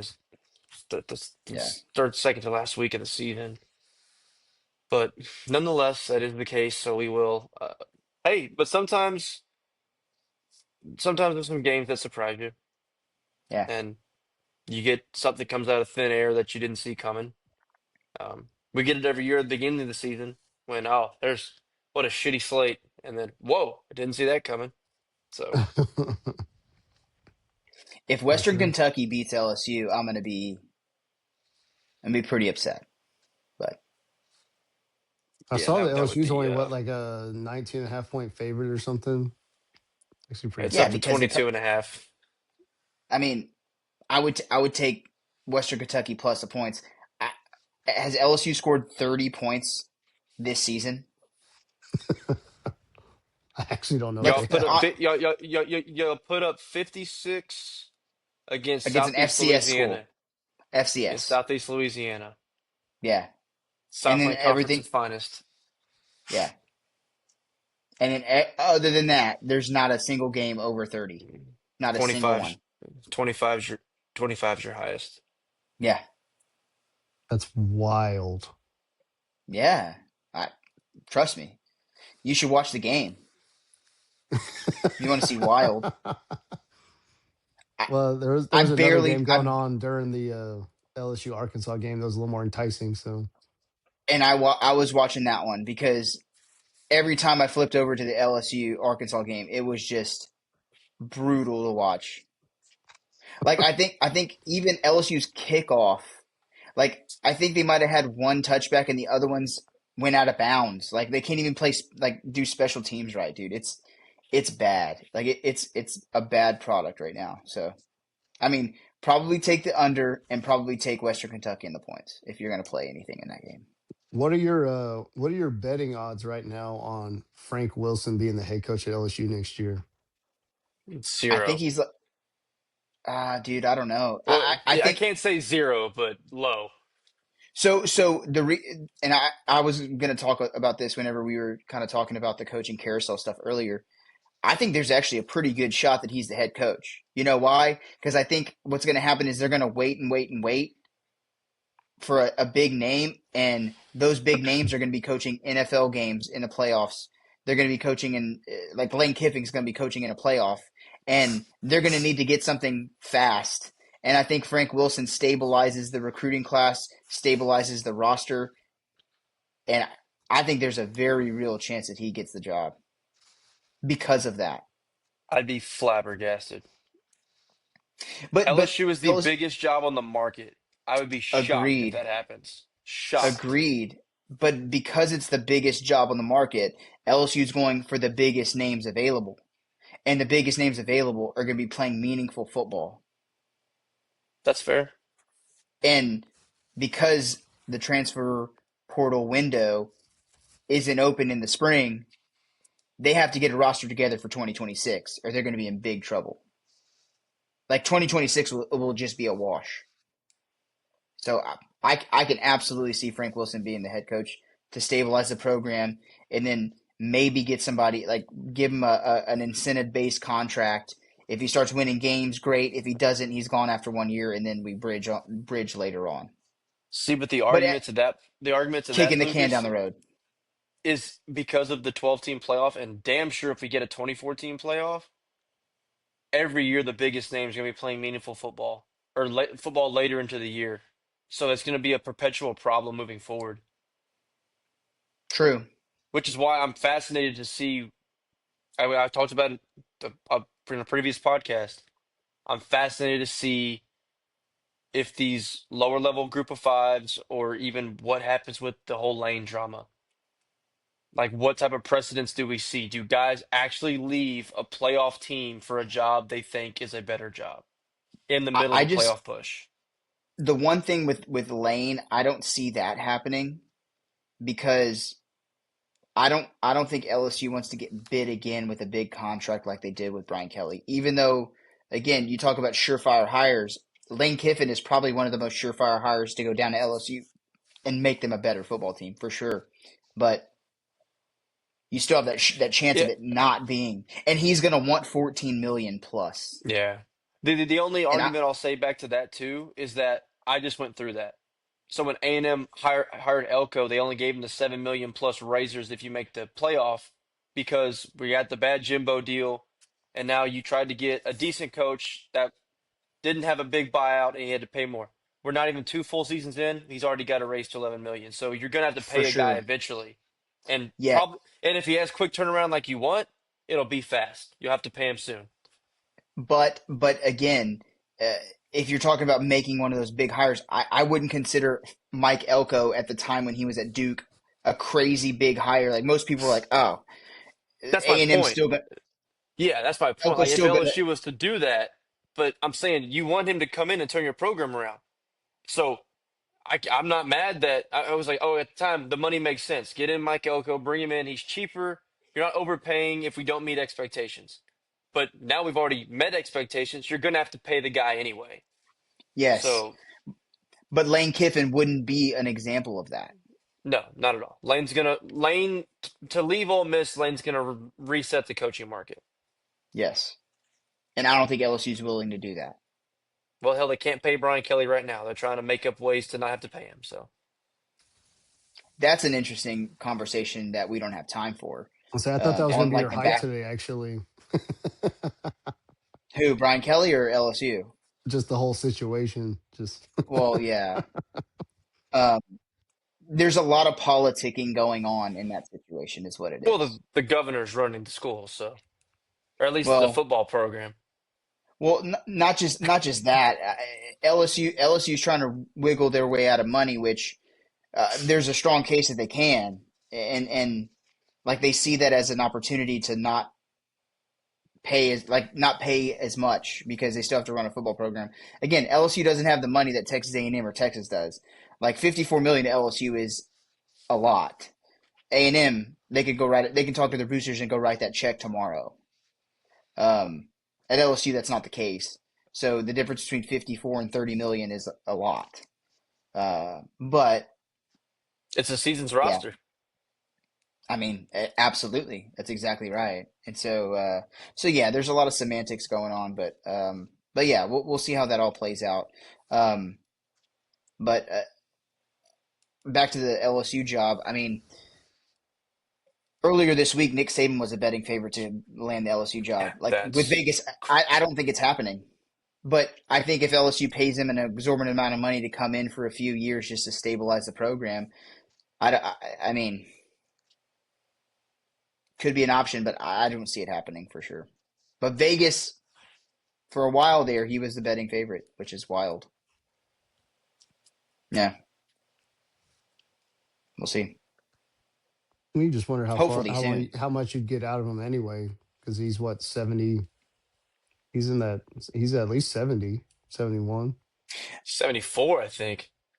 I don't know if y'all saw the video of him on his recliner for his birthday. Yes, Did y'all see that I video? did. Yes. If that video didn't tell you all you needed to know, then I don't even know why we're having this conversation. He's not coming to coach LSU. No. Well, he also said that that's why he doesn't let Miss Terry look at the numbers that people are offering him because she may tell him he has to go take a coaching job. So, For sure.